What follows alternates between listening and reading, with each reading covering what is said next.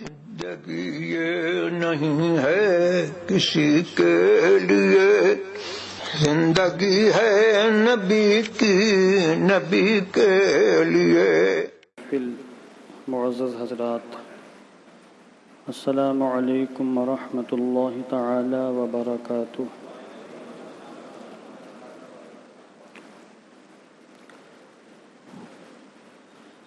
الحمد للہ رب العالمین والعاقبۃ للمتقین، والصلاة والسلام علی سید الانبیاء والمرسلین، وعلى آلہ الطیبین الطاہرین واصحابہ المطہرین، ومن اتبعہم بإحسان الی یوم الدین۔ اما بعد، فقد قال اللہ تعالی فی القرآن المجید والفرقان الحمید، وأرادوا به كيدا فجعلناهم الأسفلين۔ صدق الله العظيم وصدق رسوله النبي الأمين المكين الكريم، ونحن على ذلك لمن الشاهدين والشاكرين، والحمد لله رب العالمين۔ آئیے دل لگا کر نہایت عقیدت و احترام کے ساتھ اپنی اور ساری کائنات کے مرکز عقیدت، اپنے آقا حضور رحمت عالم جان عالم فخر بنی آدم سید الانبیاء والمرسلین رحمت للعالمین ارواحنا فداہ جناب محمد الرسول اللہ صلی اللہ تبارک و تعالی علیہ وسلم کی مقدس بارگاہ میں درود و سلام کا ہدیہ محبت پیش کریں۔ اللہم صلی علی سیدنا شفیعنا حبیبنا مولانا محمد معدن الجود والکرم منبع العلم والحلم والحکم وآلہ وصحبہ وبارک وسلم صلاة و سلاما علیک یا رسول اللہ صلی اللہ تعالی علیہ وسلم۔ اللہ تبارک و تعالی کے فضل و کرم اور اس کی توفیق و عطا سے آج 15 ذی الحجہ شریف کی مبارک تاریخ میں بروز جمعہ ہم اس کی بارگاہ میں حاضر ہو کر برکتوں اور سعادتوں سے سرفراز ہو رہے ہیں۔ اللہ عز و جل ہم سب کی حاضری قبول فرمائے اور اس نماز جمعہ کو ہم سب کی بخشش کا نجات کا سامان بنائے۔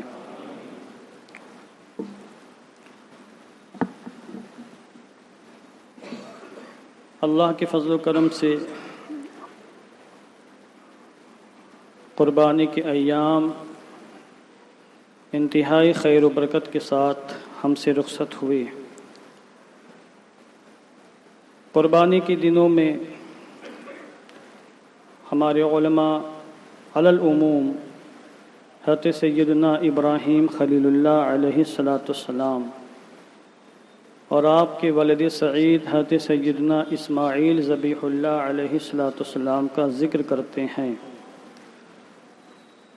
عید الاضحیٰ سے پہلے والے جمعے میں یعنی گزشتہ جمعے کو میں نے حضرت ابراہیم خلیل اللہ کی زندگی کے تھوڑے سے حالات بیان کرنے کی کوشش کی، اور میں نے پھر یہ وعدہ کیا تھا کہ ما بقیہ حالات بھی میں انشاءاللہ بیان کرنے کی کوشش کروں گا۔ آپ نے سماعت فرمایا کہ کس طرح فرعون نمرود اور نمرود کے چیلوں نے حضرت ابراہیم کو آگ میں جلانے کی کوشش کی، اور کس طرح اللہ نے حضرت ابراہیم کو کامیاب و کامران فرمایا۔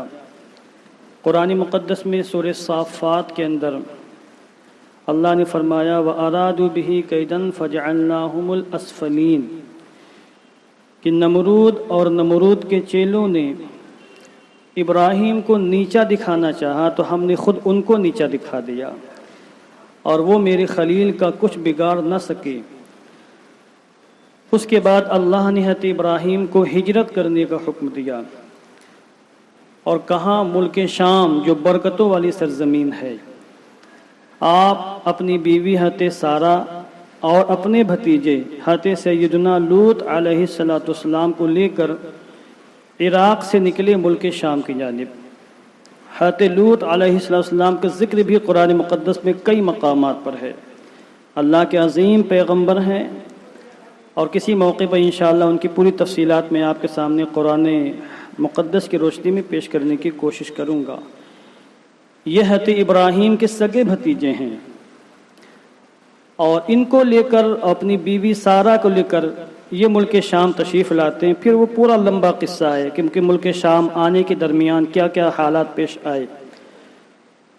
اس وقت حضرت ابراہیم علیہ السلام نے کئی سالوں کے بعد اللہ سے دعا مانگی کہ اللہ مجھے ایک نیک صالح بیٹا عطا فرما۔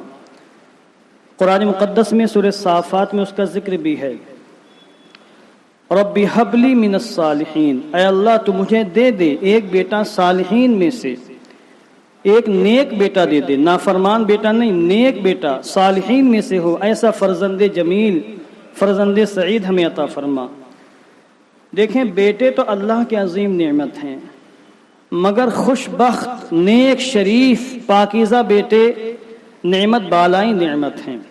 اس لیے آپ بیٹوں کی دعا مانگیں، مگر یہ کہیں کہ اللہ ہمیں نیک بیٹے عطا فرما، صالح بیٹے عطا فرما، فرما بردار بیٹے عطا فرما۔ مطلقاً بیٹوں کی دعا نہیں مانگنی چاہیے۔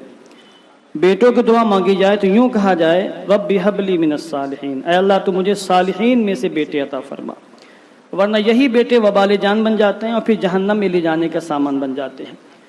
آپ نے ایک مقام پر دعا مانگی تھی الحقنی بالصالحین، اے اللہ تو مجھے صالحین میں لاحق فرما دے۔ خود پیغمبر ہیں مگر دعا مانگی کہ اللہ صالحین میں سے ہمیں کر دے، اور پھر آپ نے صالحین میں سے ایک بیٹے کی دعا مانگی۔ تقریباً 86 سال کی عمر میں آپ کو اللہ نے بیٹا عطا فرمایا، پہلا بیٹا۔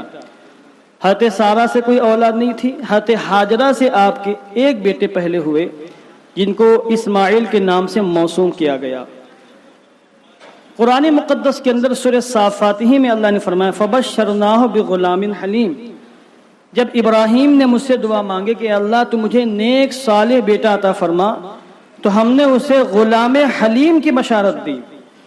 اب یہاں پہ ایک بار میں نقطہ قیاس کرنا چاہتا ہوں، فبشرناہ بغلام حلیم، تو ہم نے اسے بشارت دی ابراہیم کو ایسے بیٹے کی جو حلیم اور بردبار ہو۔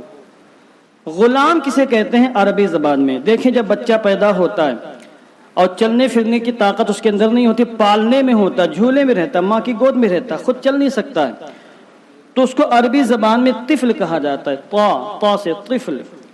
پھر جب وہ چلنے لگتا ہے تو 9 سال کی عمر تک اس کو صبی کہا جاتا ہے، صاد سے صبی۔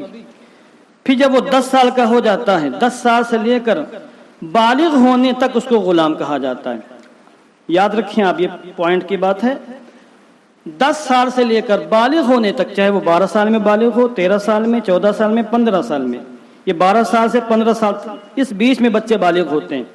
تو گویا کہ 10 سال سے لے کر 15 سال کا جو پیریڈ ہوتا ہے، اس عمر میں بچوں کو عربی زبان میں غلام کہا جاتا ہے۔ اور پھر اس کے بعد جب بچہ بالغ ہوتا ہے تو 20 سال کی عمر تک اس کو شابن کہا جاتا ہے۔ اس کے بعد 21 سال سے لے کر 30 سال کی عمر تک کے بچوں کو وہ بالغ ہو جاتا ہے، رجل کہا جاتا ہے۔ 30 سال سے 40 سال تک کی عمر کی انسان کو کہول کہا جاتا ہے، ادھیڑ عمر۔ جو ادھیڑ عمر ہوتی ہے 30 سے 40 سال کے بیچ میں ہوتی ہے۔ پھر 40 سال سے 60 سال، یہ 20 سال کا عرصہ ہوتا ہے۔ اس عرصے میں انسان کو شیخ کہا جاتا ہے عمر کے لحاظ سے، ورنہ بزرگی کے لحاظ سے نوجوان کو بھی شیخ کہہ سکتے ہیں۔ عرب ملکوں میں بزرگ انسانوں کو جو علم کے اعتبار سے تقوی کے لحاظ سے بڑے ہوتے ہیں ان کو بھی شیخ کہہ دیتے ہیں، بس اوقات بچے کو بھی شیخ کہہ دیتے ہیں، عمر کے لحاظ سے نہیں، اس کے تقوی اور اس کی پرہیزگاری، اس کے علم کے لحاظ سے۔ اور پھر 60 سال کے بعد کی جو عمر ہوتی ہے اس کو شیخ فانی کہا جاتا ہے۔ پھر وہ چاہے 70 سال تک انسان جی، 80 سال تک، 90 سال تک، 100 سال تک، اس کو شیخ فانی عربی زبان میں کہا جاتا ہے۔ اب یہاں غور فرمائے، اللہ نے فرمایا فبشرناہ بغلام حلیم، بس ہم نے اپنے خلیل کو غلام حلیم کی بشارت دی۔ یعنی اس میں 3 چیزوں کی بشارت تھی۔ کیا ابراہیم تم نے دعا مانگی ہے تو تمہیں میں ایک اولاد نرینہ مذکر اولاد دوں گا، بیٹا دوں گا، ایک بشارت تو یہ۔ وہ بیٹا بلوغت تک زندہ رہے گا، یعنی جو بشارت دی بلوغت سے پہلے وہ ہلاک نہیں ہو سکتا، یہ بشارت تھی۔ تیسری بشارت یہ تھی کہ وہ بچہ حلیم ہوگا۔ حلیم کا معنی کہ اس کو سمجھنے کی حاجت ہے تاکہ حضرت ابراہیم کا مقام بھی واضح ہو سکے اور حضرت اسماعیل کا مقام بھی ہم پر واضح ہو سکے کہ اللہ نے کیسا مقام عطا فرمایا۔ آج ہمارے اردو زبان میں بہت سے لوگوں کہتے ہیں بہت حلیم ہیں، بڑے بردبار ہیں، تو حلیم کا مفہوم سمجھیں۔ اب حلیم کے اندر 3 چیزیں ہونا ضروری ہے۔ حلیم اسے کہتے ہیں جو اپنے کام سکون و اطمینان کے ساتھ کرے، جلد بازی کا مظاہرہ نہ کرے، ایک حلیم۔ دوسری خوبی یہ ہوتی ہے کہ جب کوئی مصیبت اور پریشانی آتی تو گھبراہٹ کا شکار نہیں ہوتا، گھبراتا نہیں ہے۔ جو لوگ مصیبتوں میں گھبرا جائیں وہ حلیم نہیں ہے۔ جو لوگ کام میں جلدی کریں، ہڑبڑاہٹ کا شکار ہو جائیں، وہ حلیم نہیں ہے۔ 2 چیزیں یہ۔ تیسری چیز یہ ہے کہ جب مزاج کے خلاف، ضمیر کے خلاف اور مرضی کے خلاف کوئی کام ہو تو غصہ اور ناراضگی کا اظہار نہیں کرتے ہیں۔ کچھ لوگ ایسے ہوتے ہیں کہ ان کے مزاج کے موافق جب کام ہوتا ہے، ان کی مرضی کے مطابق ہوتا ہے تو ہاں ہاں ہی ہی ہنستے مسکراتے ہیں، آپ کا ساتھ دیں گے۔ اگر آپ نے ان کی مرضی کے خلاف کام کیا تو پھر آپ کی خیر نہیں ہے، ناراض ہو جائیں گے، آپ سے بائیکاٹ کر دیں گے، سلام کلام قطع کر دیں گے۔ حلیم اسے کہتے ہیں کہ اس کے اندر تیسری خوبی یہ ہوتی ہے کہ اگر اس کی مرضی کے خلاف کام ہوتا ہے تب بھی وہ صبر کا مظاہرہ کرتا ہے، ناراض نہیں ہوتا۔ تو اس آیت کریمہ میں اللہ نے اپنے محبوب کو، اپنے خلیل کو بشارت دی کہ اے میرے خلیل، تمہیں جو میں بیٹا دے رہا ہوں وہ بلوغت کی عمر تک پہنچے گا اور وہ اپنے سارے کام سکون اطمینان کے ساتھ کرے گا۔ اس کی شان یہ ہوگی کہ اگر اس کی مرضی کے خلاف کوئی کام ہوگا تو پھر وہ غصے کا، برہمی کا اظہار نہیں کرے گا، صبر و سکون سے رہے گا وہ۔ اور یہی خوبی اللہ نے حضرت ابراہیم کو بھی عطا فرمائی تھی۔ ابراہیم کو بھی اللہ نے قرآن مقدس میں حلیم کہا اور ان کے بیٹے اسماعیل کو بھی قرآن مقدس کے اندر اللہ نے حلیم فرمایا۔ بہرحال حضرت ابراہیم کے بیٹے حضرت اسماعیل پیدا ہوئے، تقریباً 86 سال کی عام کی عمر تھی، اور آپ کے دوسرے بیٹے حضرت اسحاق علیہ السلام ہیں جن سے اللہ نے بہت سے انبیاء کرام کو پیدا فرمایا۔ حضرت اسحاق علیہ السلام چھوٹے بیٹے ہیں، یہ حضرت سارہ سے ہیں، اور پوری بنی اسرائیل کی قوم یہ حضرت اسحاق علیہ السلام سے ہیں۔ تو حضرت اسحاق علیہ السلام حضرت سارہ سے ہیں جو حضرت اسماعیل کی پیدائش کے 13 سال کے بعد پیدا ہوئے۔ حضرت اسماعیل پیدا ہوئے تو آپ کی عمر پاک 86 سال کی تھی، اور جب حضرت اسحاق پیدا ہوئے تو آپ کی عمر پاک تقریباً 100 سال 99 کی عمر کتابوں کے اندر ملتی ہے کہ 99 سال آپ کی عمر تھی۔ حضرت اسحاق پیدا ہوئے اور قرآن مقدس میں اس کا بھی ذکر موجود ہے۔ تو یہ پوری تفصیلات اللہ نے خود قرآن مقدس کے اندر بیان فرمائی ہیں۔ آپ سوچیں کہ اللہ نے اپنے ان محبوب بندوں کو کتنا مقرب مقام عطا فرمایا کہ قرآن مقدس کے اندر خود ان کی تفصیلات کو اللہ نے بیان فرمایا۔ اب دوسری آزمائش کا دور شروع ہوا۔ اللہ نے فرمایا کہ اے ابراہیم، اپنے اس بیٹے کو وادی غیر ذی زرع میں چھوڑ کے آؤ۔ یہ میں قرآن مقدس کی زبان بول رہا ہوں۔ وادی غیر ذی زرع خود قرآن مقدس کے اندر آیا مکۃ المکرمہ کے لیے۔ اب آپ کہیں گے یہ کیا چیز ہے؟ وادی کہتے ہیں میدان کو، جنگل کو، غیر ذی زرع جہاں گھاس پھوس پانی کا نام و نشان نہ ہو، نہ پانی ہو، نہ ہریالی ہو، نہ کسی قسم کے پیڑ پودے ہوں، ایسے سنسان بیابان علاقے کو جہاں نہ دور دور تک پانی ہو، نہ دور دور تک کہیں گھاس پھوس ہریالی کا نام و نشان ہو، تو ظاہر بات وہاں پرندے بھی نہیں ہوں گے، وہاں جانور بھی نہیں ہوں گے، کیونکہ جانور اور پرندے تو وہیں ہوتے ہیں جہاں پانی ہوتا ہے، جہاں کھانے پینے کا سامان ہوتا ہے۔ تو اللہ نے فرمایا کہ اے ابراہیم، اپنی اس بیٹے کو اس کی ماں کے ساتھ یعنی ہاجرہ کے ساتھ جا کے مکۃ المکرمہ چھوڑ کے آؤ۔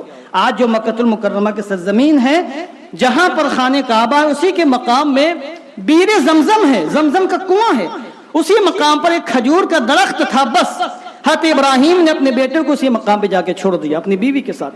یہ ہے توکل علی اللہ، کہ سوال نہیں کیا کہ اللہ کیسے انتظام ہوگا، کیسے میرا بیٹا وہاں زندہ رہے گا، میری بیوی کیسے زندہ رہے گی، وہاں سنسان بیابان علاقہ ہے، اے اللہ کچھ تو وضاحت فرما دے۔ کوئی سوال نہیں، یہ ہوتا مقام خلت، کیونکہ اللہ نے آپ کو خلت کے مقام پر فائز فرمایا تھا اور آپ خلیل تھے۔ خلیل چوچرا نہیں کرتا، خلیل کو جیسا حکم ہوتا ویسا وہ عمل کرتا ہے۔ تو یہ آزمائش کی دوسری گھڑی تھی، اور یہ کوئی معمولی بات نہیں ہے۔ ایک وہ انسان، اپنے اوپر آپ قیاس کر لیں، ہم میں سے کوئی ایسا انسان ہو کہ شادی کے کئی سال کے بعد بڑھاپے میں اللہ نے اس کو بیٹا دیا ہو، اور ایک ہی بیٹا ہو، اور پھر اس سے کہا جائے کہ اس کو ایسے مقام پہ جا کے چھوڑو جہاں پانی نہ ہو، انسان نہ ہو، جانور نہ ہو، پرندے نہ ہو، گھاس پھوس نہ ہو، کھانے پینے کوئی سامان نہ ہو، جا کے وہاں چھوڑ کے آؤ. کون چھوڑے گا جا کر کے؟ یہ جگر گردے کی بات ہے، یہ کوئی معمولی بات نہیں ہے. حضرت ابراہیم خلیل اللہ نے اس مقام پہ جا کے چھوڑا. اب آج وہاں مکہ المکرمہ آباد ہے، اسی کی برکت سے پورا عرب آباد ہے. وہاں خانہ کعبہ بھی ہے، حجر اسود بھی ہے، بیر زمزم بھی ہے، صفا مروہ بھی ہے، اور مزدلفہ بھی ہے، عرفات بھی ہے، مینا کی وادی بھی ہے. یہ سارے مقدس مقامات اس سرزمین پر آج ہیں. تو بظاہر تو یہ معلوم ہوتا ہے کہ اگر حضرت ابراہیم خلیل اللہ وہاں پر اپنی اولاد کو نہ چھوڑتے، حضرت اسماعیل کو اور حضرت حاجرہ کو نہ چھوڑتے، تو نہ خانہ کعبہ کا طواف ہوتا، نہ وہاں بیر زمزم ہوتا، نہ آب زمزم سے لوگ فیضیاب ہوتے، نہ وقوف عرفہ ہوتا، نہ مزدلفہ میں شباشی ہوتی، نہ مقام مینا میں قربانیاں پیش کی جاتی، نہ صفا مروہ کی سعی ہوتی. یہ ساری چیزیں نہ ہوتی. بظاہر تو یہ معلوم ہوتا ہے کہ حضرت ابراہیم اگر وہاں پر اپنے بیٹوں کو لیا کر نہ چھوڑتے تو یہ ساری چیزیں نہ ہوتی. مگر اگر آپ غور کریں گے تو آپ پر حقیقت واضح ہوگی کہ اگر حضور محمد مصطفیٰ صلی اللہ علیہ وسلم کی بعثت منظور نہ ہوتی اس مقدس مقامات پر تو یہ ساری چیزیں وہاں پر مارز وجود میں نہ آتی. اس لیے ہمارے امام نے اس مقام پر ایک شعر کہا ہے کہ ہوتے کہاں خلیل بنا کعبہ مینا، رولات والے صاحبی سب تیرے در کی ہے. کہ یعنی نہ ابراہیم ہوتے، نہ خانہ کعبہ کی تعمیر ہوتی، نہ مینا ہوتا، نہ مزدلفہ ہوتا، نہ وہاں کے تمام مقدس مقامات ہوتے. اے لولات والے میرے آقا، یہ سب آپ کے در کا صدقہ ہے، آپ کی برکتوں کا صدقہ ہے. کیونکہ حضور کی ولادت وہاں ہونی تھی. یہ منشی اللہ کی مرضی تھی، مشیت الہی میں یہ بات تھی کہ ابراہیم وہاں جائیں، اسماعیل کو وہاں رکھیں، اور پھر اسماعیل کی نسل وہاں بڑھے، عرب آباد ہو، مکہ المکرمہ آباد ہو، پھر آگے چل کے حضرت اسماعیل کی نسل پاک سے پیغمبر آخر الزمان کی ولادت ہو. یہ اللہ کی مرضی تھی، اللہ کی مشیت تھی، اللہ کی تقدیر میں یہ سارے معاملات تھے. اس لیے حضرت ابراہیم نے چوچرا کیے بغیر اپنی زوجہ محترمہ حضرت حاجرہ کو، اپنے لخت جگر نور نظر اور اپنے ولد سعید، اپنے ولد حلیم کو وہاں جا کے آباد فرمایا. اس کی تفصیلات آپ نے علماء سے بارہا سنی، تو میں ان میں نہیں جانا چاہتا کیونکہ وہ ساری باتیں آپ کو پتہ ہیں. اس کے بعد قرآن مقدس میں ہے سورہ صافات کے اندر فلما بلغ معه السعی، تو وہاں چھوڑا جا کر. اور طریقہ کار یہ تھا کہ ابراہیم خلیل اللہ کا کہ اللہ نے آپ کو براق عطا فرمایا تھا. انبیاء کرام کی سواریاں، بہت سی انبیاء کرام کی سواریاں براق رہی ہیں، اور جو حضور کو سفر معراج میں براق ملا تھا وہ سب سے عظیم براق تھا. اور دیگر انبیاء کرام کو بھی اللہ نے براق سے نوازا ہے، کیونکہ اس زمانے میں یہ عام طور سے جانوروں سے سواری ہوتی تھی، تو سب سے تیز رفتار جو سواری تھی وہ براق تھی. اللہ نے نبیوں کو اس سے سرفراز فرمایا. تو جب حضرت ابراہیم نے ملک شام میں رہتے ہوئے اپنی زوجہ محترمہ کو عرب شریف کی ایسی سرزمین پہ چھوڑا جہاں بالکل کسی قسم کی کوئی آبادی نہیں تھی، تو اللہ نے آپ کو ایک براق عطا فرمایا. آپ ملک شام سے براق پر سوار ہوتے، جب ملاقات کرنی ہوتی اپنے بیٹے سے، اپنی بیوی سے، تو براق پر سوار ہوتے صبح کے وقت، اور دوپہر میں آپ عرب شریف پہنچ جاتے مکہ المکرمہ. اور اس کے بعد تھوڑا آرام کرتے، دیکھ بھال کرتے، حاجت کی چیزیں دیتے، اور پھر آپ جب روانہ ہوتے تو شام کو براق سے روانہ ہوتے، براق پر بیٹھ کر مکہ المکرمہ سے، اور رات ہوتے ہوتے آپ ملک شام بیت المقدس میں تشریف لے آتے. یہ آپ کا معمول تھا. جب بھی آپ کو ملاقات کرنی ہوتی اسی طریقے سے آپ جاتے کہ صبح کے وقت روانہ ہوتے، دوپہر میں پہنچتے، خیریت معلوم کرتے، حاجت کی چیزیں دیتے، اور شام کے وقت آپ پھر واپس اپنی بیوی حضرت سارہ کے پاس تشریف لے آتے ملک شام کی مقدس سرزمین میں. اسی طریقے سے 13 سال کی مدت گزر گئی. حضرت اسماعیل ذبیح اللہ 13 سال کے ہو گئے. اور میں نے بھی کہا کہ 12 سال سے 15 سال کے لڑکے کو عربی زبان میں غلام کہا جاتا ہے، اور اردو میں غلام کا دوسرا معنی ہے. زبان چینج ہوتی تو معنی بھی بدل جاتا ہے. قرآن مقدس میں فلما بلغ معه السعی، کہ جب اسماعیل اپنے باپ کے ساتھ چلنے پھرنے کی عمر تک پہنچ گئے، یعنی بالغ ہونے کے قریب ہو یا بالغ ہو گئے، 13 سال کی عمر سیرت کی کتابوں کے اندر موجود ہے، تب اللہ نے حضرت ابراہیم کو خواب کے ذریعے یہ حکم دیا کہ اپنے اس بیٹے کی قربانی پیش کریں. اور انہوں نے یہ خواب دیکھا کہ اپنے بیٹے پہ گلے پر چھری چلا رہے ہیں، اور کئی بار آپ نے خواب دیکھا. یہ بہت بڑی جگر گردے کی بات تھی کہ آپ نے فوراً سمجھ لے کہ یہ وحی الہی اللہ کا پیغام ہے. چونکہ پیغمبر تھے، اللہ کے پیغمبروں کے جو خواب ہوتے ہیں وہ خواب سچے ہوتے ہیں. اللہ وحی کے ذریعے، وحی کی کئی صورتیں ہیں، ہمارے علماء نے بیان فرمایا وحی کی ایک صورت یہ ہے کہ خواب میں بھی ان کو حکم نازل ہوتا ہے اور کسی حکم سے ان کو سرفراز کیا جاتا ہے۔ تو آپ نے خواب میں دیکھا تو آپ فوراً تیار ہو گئے۔ یہ آپ کی آزمائش کا تیسرا موقع تھا، سب سے سخت ترین موقع آزمائش کا، کہ ایک تو تنہ تنہا حضرت اسماعیل تھے، پھر ان کو ایسے مقام پہ چھوڑا جہاں کوئی آبادی نہیں تھی، پھر جب وہ بڑے ہو گئے تو پھر اللہ نے حکم دیا کہ ان کو ذبح کر دے۔ بہت بڑی بات تھی یہ۔ آپ اپنی بیوی حضرت ہاجرہ کے پاس آئے، ان کو بتایا نہیں، کیونکہ مائیں عام طور سے کمزور دل کی ہوتی ہیں، تو آپ نے ان کی ماں سے وضاحت نہیں کی، کہا کہ تیار کر دیجئے اور ایک رسی ایک چھری دے دیجئے، کام سے ہم کو فلاں وادی میں جانا ہے۔ جو لوگ وہاں پہ گئے ہیں مکہ المکرمہ مینا کی وادی میں، غور کیا ہوگا مینا کی وادی میں یہ تو جو خیمے لگے ہوتے ہیں، خیمے کی بالکل پیچھے کی جانب پہاڑی سلسلہ، بہت بڑا پہاڑی سلسلہ ہے، اس کو سبیر کہا جاتا ہے، سا سے سبیر، اس پورے پہاڑی سلسلے کو۔ اور یہ جو مقام سبیر ہے جہاں پر حضرت ابراہیم نے حضرت اسماعیل کو ذبح کرنے کی کوشش کی تھی، یہ مقام سبیر آج بھی موجود ہے اور مکہ المکرمہ کے بڑے پہاڑوں میں شمار ہوتا ہے۔ یعنی مکہ المکرمہ کے جو بہت بڑے بڑے پہاڑ ہیں ان بڑے پہاڑوں میں سے ایک پہاڑ مقام سبیر بھی ہے، اور الحمدللہ مجھے اس کو دیکھنے کا شرف حاصل ہے۔ چڑھنے کا شرف تو نہیں ملا کیونکہ وہاں پہ بڑی پابندیاں، البتہ دیکھنے کا شرف ملا۔ یہ شرف بھی بہت بڑا شرف ہے کہ اللہ نے ہمیں عطا فرمایا جب 2018 میں حج بیت اللہ کے لیے گیا۔ بہرحال حضرت اسماعیل ذبیح اللہ کو ان کے والد بزرگوار لے کر چلے۔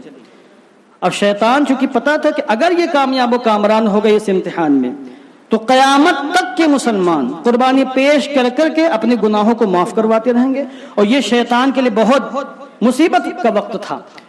یہ حضرت ابراہیم آگے تھے، حضرت اسماعیل ذبیح اللہ پیچھے تھے۔ یہ سب سے پہلے حضرت ابراہیم کے پاس آیا، بہت بھولے بھالے انسان کی شکل میں، کسی پیر کسی شیخ طریقت کی شکل میں شیطان کے پاس، شیطان آیا حضرت ابراہیم کے پاس، خود شیطان ہے اور آیا ہے پیر مغاں کی شکل میں، جبے قبے کی صورت میں، اور کہا ابراہیم کہاں کا قصد و ارادہ ہے؟ کہا کہیں یہیں نیچے جا رہا ہوں کچھ کام سے، اپنی وادی میں، وادی مینا جا رہا ہوں کسی کام سے، بتایا نہیں اس کو۔ کہا کہ میرا خیال یہ ہے کہ تمہارے خواب میں شیطان آیا ہے۔ شیطان خود کہہ رہا میرا خیال یہ کہ تمہارے خواب میں شیطان آیا ہے اور اس نے تم سے کہا ہے کہ اپنے بیٹے کو ذبح کر دو۔ ابراہیم ذرا خیال رکھنا، بیٹا ہے تمہارا بیٹا، ایسے بیٹے بڑی محنت کے بعد اور خوش قسمت لوگوں کو ملتے ہیں، یہ تمہارے بڑھاپے کا سہارا ہے، بڑھاپے کی لاٹھی۔ کیا تم ایک خواب کی بنیاد پر بیٹے کو ذبح کرنے جا رہے ہو؟ غور کر لو ذرا۔ جب اتنا اس نے کہا اور یہ کہا کہ شیطان تمہارے خواب میں آیا ہے تو حضرت ابراہیم نے فرمایا مردود تو خود شیطان معلوم ہوتا ہے، اور 7 کنکریاں اٹھائیں اور اس کو وہاں مار کر وہاں سے بھگایا اور لا حول ولا قوت الا باللہ پڑھا، اور کہا کہ تو خود مردود شیطان ہے، میں ضرور ضرور اپنے رب کے حکم پر عمل کروں گا۔ یہ خواب کوئی شیطانی خواب نہیں بلکہ وحی الہی، اللہ کا پیغام ہے۔ اللہ نے مجھے اپنی راہ میں اپنے بیٹے کو ذبح کرنے کو حکم دیا ہے، کوئی مجھے روک نہیں سکتا۔ حضرت اسماعیل پیچھے تھے، کافی پیچھے تھے، اور سر جھکا کر انتہائی ادب و احترام کے ساتھ جا رہے تھے۔ اس کے بعد یہ بڈھا شیطان حضرت اسماعیل ذبیح اللہ کے پاس آیا اور کہا کہ برخوردار کہاں کا قصد و ارادہ ہے؟ کہا میں اپنے والد صاحب کے ساتھ وادی مینا میں جا رہا ہوں۔ تو کہا کہ تمہارا باپ تم کو ذبح کرنا چاہتا ہے، خیریت چاہتے ہو پیچھے سے چپکے سے نکل جاؤ، وہ تمہیں پکڑ نہیں پائیں گے، خیریت چاہتے ہو تمہارا والد تم کو ذبح کر دے گا۔ حضرت اسماعیل نے کہا یہ کیسے ممکن ہے کہ ایک باپ، وہ بھی ابراہیم جیسا شفیق مہربان باپ، مجھ جیسے بیٹے کو کیسے ذبح کر سکتا ہے؟ یہ ممکن ہی نہیں ہے۔ شیطان نے کہا کہ تمہارے باپ کا خیال یہ ہے کہ اس کے خدا نے اس کو تمہیں ذبح کرنے کا حکم دیا ہے۔ حضرت اسماعیل اگرچہ چھوٹے تھے مگر یہ سمجھتے تھے کہ میرے باپ کا مقام مرتبہ کیا ہے، اور جو انبیاء ہوتے ہیں ان کا خواب جھوٹا خواب نہیں ہوتا، وہ خواب اللہ کا پیغام ہوتا ہے۔ حضرت اسماعیل نے کہا کہ تو مردود شیطان ہے، میرے رب نے جب میرے والد کو مجھے قربان کرنے کا حکم دیا ہے تو تو بیچ میں کون روکنے ٹوکنے والا ہوتا ہے؟ میرے باپ ذبح کرنے کے لیے تیار ہیں اور میں بطیب خادر اللہ کی رضا کے لیے ذبح ہونے کے لیے تیار ہوں، تو یہاں سے بھاگ جا۔ شیطان جب وہاں سے ناکام و نامراد ہوتا ہے حضرت ہاجرہ کے پاس آتا ہے، جو کہ پتا تھا کہ یہ ماں ہے، ماں کا دل بہت کمزور ہوتا ہے، باپ کی بنسبت مائیں بچوں سے زیادہ محبت کرتی ہیں۔ تو یہ آیا حضرت ہاجرہ کے پاس اور پوری وہی اپنی چپڑی باتیں کر کے ان کو کسی طریقے سے بہلانے کی کوشش کی۔ جب وہ کسی طریقے سے راضی نہیں ہوئی اور انہوں نے یہ کہا کہ میرا شوہر اپنے بیٹے پر مہربان ہے، وہ کیسے ذبح کر سکتا ہے؟ مجھے تمہاری بات پر قطعاً یقین نہیں ہے، تم جھوٹ بول رہے ہو، یہ ممکن ہی نہیں ہے کہ کوئی باپ اپنے خوبصورت نور نظر کو اپنے ہاتھوں سے ذبح کر دے۔ شیطان نے کہا کہ تمہارے باپ کا خیال یہ ہے، یعنی ہر مقام پر وہ خیال کا لفظ بول رہا تھا، اس میں بھی وہ دھوکہ دینے کی کوشش کر رہا تھا کہ تمہارے باپ، تمہارے شوہر کا خیال یہ ہے کہ ان کے رب نے تمہارے بیٹے کو ذبح کرنے کا حکم دیا ہے۔ حضرت ہاجرہ نے کہا جب میرے شوہر نے خواب دیکھ لیا اور اللہ نے خواب میں ان کو اپنے بیٹے کو ذبح کرنے کا حکم دے دیا ہے تو میں بھی اللہ کے حکم پر راضی ہوں، سر تسلیم خم کرتی ہوں۔ تو کون ہوتا ہے کہ تو میرے اور میرے بیٹے اور میرے شوہر کے بیچ میں اڑنگا ڈالے؟ تو یہاں سے نکل جا۔ شیطان وہاں سے بھی ناکام و نامراد ہو جاتا ہے۔ اب وہی مقام صبیر جس کا میں نے ابھی ذکر کیا، یہ مکہ المکرمہ سے کافی دور ہے، مگر اس وقت حضرت ابراہیم پیدل چل کر اپنے بیٹے کو لائے اس مقام پر، اور صبیر پہاڑی، اونچی پہاڑی ہے، اس کے اوپر لے گئے۔ آج موجودہ حکومت اس مقام پہ ایک نشان بھی لگایا ہوا ہے، اور وہاں پہ جو لوگ پرانے لوگ بتاتے ہیں کہ یہ جو نشان نظر آ رہی ہے وہی مقام ہے جہاں پر حضرت ابراہیم نے حضرت اسماعیل کو ذبح کرنے کے لیے لٹایا تھا۔ جب اس مقام پر، مقام صبیر پر پہنچے پہاڑ کے اوپر، تو اب حضرت ابراہیم، چونکہ ان کو تو ذبح کرنا تھا، مگر انہوں نے یہ چاہا کہ بیٹا بھی راضی ہو جائے تو اچھی بات ہے۔ انہوں نے بیٹے کو بٹھایا اسی مقام پر اور کہا انی ارا فی المنام انی اذبحک فانظر ماذا تری، اے میرے نوری نظر، میں نے خواب میں دیکھا ہے کہ میں تم کو ذبح کر رہا ہوں، تمہاری کیا رائے ہے؟ تم غور کر کے بتاؤ کہ کیا میں اس پر عمل کروں کہ نہ کروں۔ اور مقصود فقط اتنا تھا کہ بیٹے خود بخود راضی ہو جائیں، ورنہ جبر کرنا پڑتا، چونکہ رسی لے کر کے آئے تھے باندھنے ہی کے لیے، اور ذبح کرنے کا مکمل ارادہ تھا۔ بس آپ کی خواہش ہے کہ میرا بیٹا خود راضی ہو جائے تو بہت اچھی بات ہے۔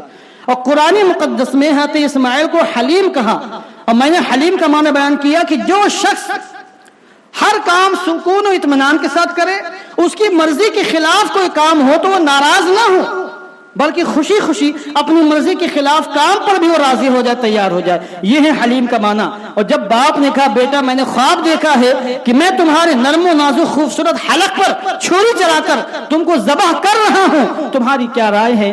قال یا ابت فعل ما تؤمر ستجدنی انشاءاللہ من الصابرین۔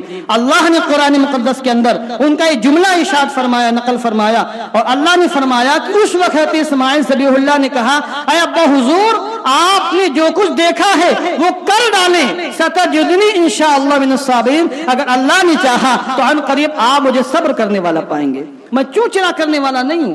اس کے بعد پھر حضرت اسماعیل نے بہت پیاری بات کی، کہا کہ یہ رسی موجود ہے، آپ میرے ہاتھ پیروں کو باندھ دیں۔ مقام کیسا ہے؟ پتا کہ باپ ذبح کرنے جا رہا ہے، گردن ہماری کٹ جائے گی، میں ذبح ہو جاؤں گا، مگر ایسے مقام پر بھی حضرت اسماعیل نے ادب و احترام کا مظاہرہ فرمایا۔ اس میں ہم سب کے لیے عبرت ہے، ہم سب کسی نہ کسی کے بیٹے ہیں، اگر ہمارے باپ زندہ ہیں اور ہمارے باپ، ہمارے والد ہماری مرضی کے خلاف کوئی کام کریں جو شریعت کے خلاف نہ ہو، ہماری مرضی کے خلاف ہو، تو ہم کیوں یہ سمجھنا چاہیے کہ اس میں ہمارا ہی فائدہ ہے، ہمارے باپ ہم پر مہربان ہیں، اس میں ہمارا ہی فائدہ ہے۔